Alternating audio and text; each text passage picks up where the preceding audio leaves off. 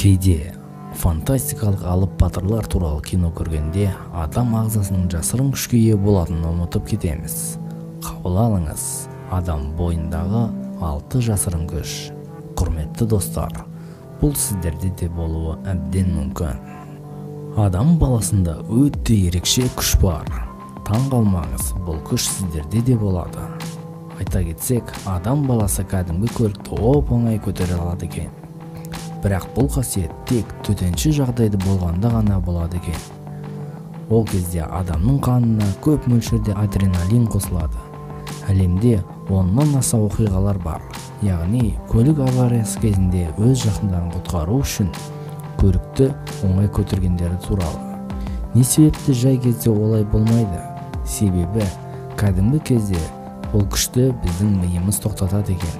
Оған себеп, эгерде адреналин жай кезде бөлүнөтүн болса, сүйөктүн сынуы немесе булчук этке закым келүү абден мүмкүн. Кесирткенин куйругу кесилип калса, куйругу кайтадан калпына келетиндиги тууралуу баарыбизге белгилүү.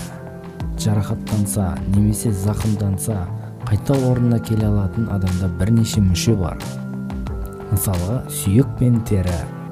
Ал эң кызыктысы биздин бауырыбыз экен. Адам бауыры 4 бөлүктөн бири калса да толук калпына келе алат экен. Олимпиада чемпионунун өзү кей жаныбарларга караганда жай жүгүрөдү. Бирок биздин агзамыз өтө узак мерзимге жүгүрүүгө дағдыланган. Таң каларсыз. Мисалга, гепард жылдам әрі өтө тез жүгүрөдү. Бирок бир нече шакырымдан соң оган дем алууна туура келеді. Ал адам болса токтоосуз 100 шакырымдан аса жүгүрө алат. Шындыгына келсек, жаныбарлар жүгүргөн кезде денеси кыза түсөдү. Осуга себеп олар салкындоо үчүн токтоолоруна туура келет. Адамдарда жаныбардагыдай терси калың жын болмайды. Сол себепти бир калыпты тыныс алуу аркылуу узактыкка шыдайт экен. Узактыкка жүгүрүү боюнча рекорд Дино Карнасияска тиесилүү. Ол токтоосуз 560 шакырым жүгүргөн. Достор, комментарийга өздеріңіздің қанша ұзақтыққа жүгіргендеріңіз туралы жаза кетіңіздер. Технология қанша жерден дамып жатса да, суперкомпьютерлардың өзі адам миына жете алмайды екен. Мысалға, адамның миы 1 миллион гигабайт ақпаратты сақтай алады.